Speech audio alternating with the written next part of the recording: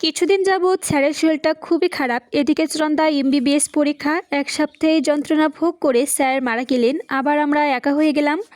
টাকা পয়সা বাড়ি গাড়ি কোনো কিছুরই অভাব নেই আমার। মেয়ে বড় হয়ে বিয়ে দিতে হবে, অনেক ভালো পাত্র আসে। আমি জানি ধনী সুন্দর পাত্র চায় না, আমি চাই একজন ভালো ছেলে আমার মেয়েকে ভালোবাসবে, আমার মেয়েকে বুঝবে। মেয়ে বিয়ের কথা শুনলেই রেগে যায়। মেয়ে আমাকে বলে, বিয়ে করে কি তুমি কি পেয়েছো? কষ্ট যন্ত্রণা, তাছাড়া আর কিছুই পাওনি। আমি বিয়ে করে এসব বয়ে বেড়াতে পারবো না, আমি তোমাকে ছেড়ে কোথাও যাব না। আর আমি চলে গেলে তুমি কি নিয়ে থাকবে? চন্দার বিয়ে প্রায় ঠিক, ছেলে ডক্টর, আমাদের এলাকায় বাড়ি। বিয়ে ঠিক হতে মেয়ে আবার আমাকে ধরলো, বলল, মা তুমি আমার দাদা দাদিকে দেখাবে বলেছিলে, চলো না মা যাই। ঠিক আছে, আগামী শুক্রবার যাব। অনেক পুরনো স্মৃতি আজও কাদায়। একদিনের কথা মনে পড়লে কখনো চোখের পানি মুছে বুক ভেসে যায়, টেরই পাই না। সে সময় রমজান মাস ছিল, রোজা রাখতাম। ইফতারের সময় সামান্য এক গ্লাস শরবত দেওয়া হতো, সেহরির সময় ডাল ভাত আর ভর্তা। মাছ আনা হতো, সবাই খেত। মাছ খেতে আমাকে দেওয়া হতো না। আমার স্বামীর রোজগার ছিল না বলে সবাই দয়া করে ভাত দিত, সেটাই কম কি? একদিন আমার শ্বশুর একটি ইলিশ মাছ এনেছিল, মাছটির কাটা সময় বললেন যেন দেওয়া হয়। আমি খুব খুশি হয়েছিলাম, যাক আজ পেট পুড়ে ভাত খেতে পারবো। রাতে সবাই মাছ দিয়ে ভাত খেলো, আর আমি আমার স্বামীর বাড়িতে ছিল, আমাকে মাছ দেওয়া হলো না। তাতে আমার মন খারাপ হলো না, ভাবলাম ভোর রাতে ঠিক দেবে। সেহরি খেতে বসেছি, শাশুড়ি ভর্তার বাটি এগিয়ে দিল। আমি ভর্তা দিয়ে আস্তে আস্তে খেতে লাগলাম, ভাবলাম ভর্তা খাওয়া শেষ হলে হয়তো মাছ দেবে। আস্তে আস্তে ভাত খেতে লাগলাম, খাওয়া শেষ।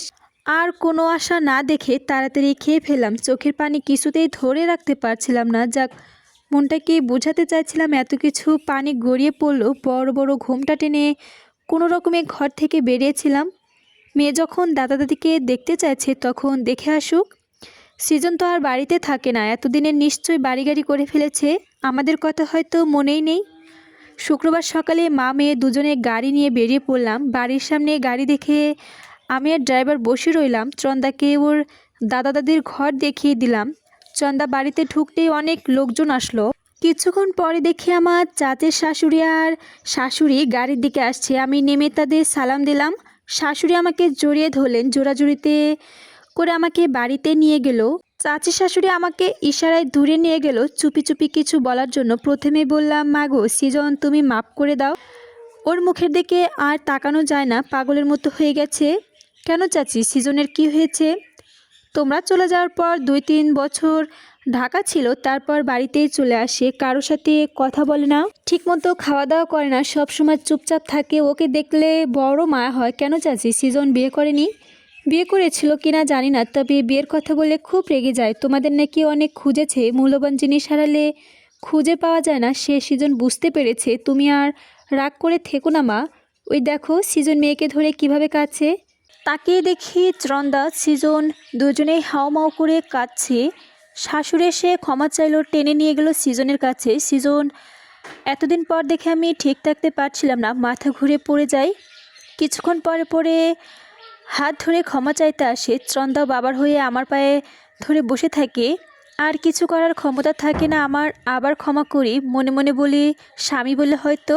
শ্রাবণের অজর ধারায় নাকি গ্রীষ্মের খরা, কোনটা বলে জুতো শৈব হবে?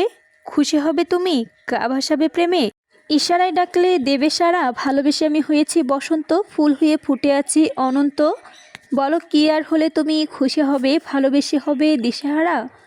ফসল যদি বলো হব হেমন্ত, মৌমগন্ধে ভরে দেব মন। আজ রাতটা বড় বেশি দীর্ঘ মনে হয় সবার, বিন্দুতে শেষ হতে চায় না যেন। এমন হওয়ার কারণ কি ছিল?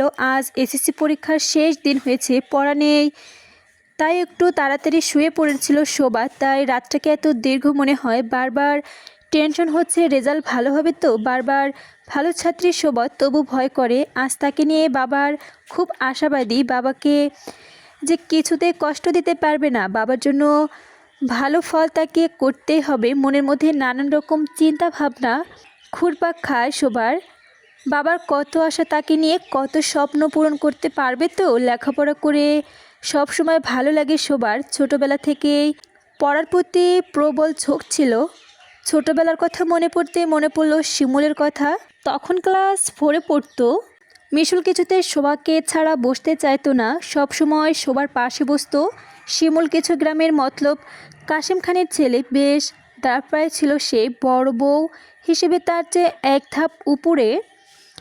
অহংকারের ভারে তারা মাটিতে পা পড়তো না, সবসময় গম্ভীর হয়ে থাকতো। শোবার পাশে বসা নিয়ে ভাবা তার মা তাকে অনেক বকাঝকা করে, কিন্তু শিমুলের তাতে কিছুই যায় আসে না। সে শোবার পাশেই বসবে। মিশুলের মা শোভাকে সহ্য করতে পারতো না, কারণ শোভা মুসলিম শখের মেয়ে। মুসলিম শেখ একজন সামান্য কৃষক। শিমুল গ্রামের মতলবের ছেলে হয়ে একজন কৃষকের মেয়ের পাশে বসে সেটা কি করে সহ্য করবে তার বাবা মা? সত্যি অসম্ভব। হঠাৎ 2-3 দিন দেখা নেই, শিমুলের শোবার ছোট্ট মন ভাবনায় পড়ে যায়। কি হলো শিমুলের? কেন সে স্কুল আসছে না? তবে কেউ অসুখ হয়েছে? ছুটির পরে শোভা আস্তে আস্তে পা বাড়ায় শিমুলদের বাড়ির দিকে। বাড়ির ভিতর ঢুকে দেখে তার খুব ভয় করছে, যদি শিমুলের মা দেখে ফেলে। হলো তাই শিমুলের মায়ের চোখে পড়ল শোভা। কি ব্যাপার, কেন এসেছো? ভয়ে বলে শোভা বলে, আন্টি শিমুল স্কুলে যায়নি তাই। শিমুল কি স্কুলে যায়নি তাতে তোমার কি? না মানে ওর কি কিছু হয়েছে আন্টি? বাহ বাহ, যেই জন্য তুমি বাড়ি চলে এসেছো খবর নিতে। ও লোক খুব ভালো, তা তোমার এত দরদ কিসের মেয়ে?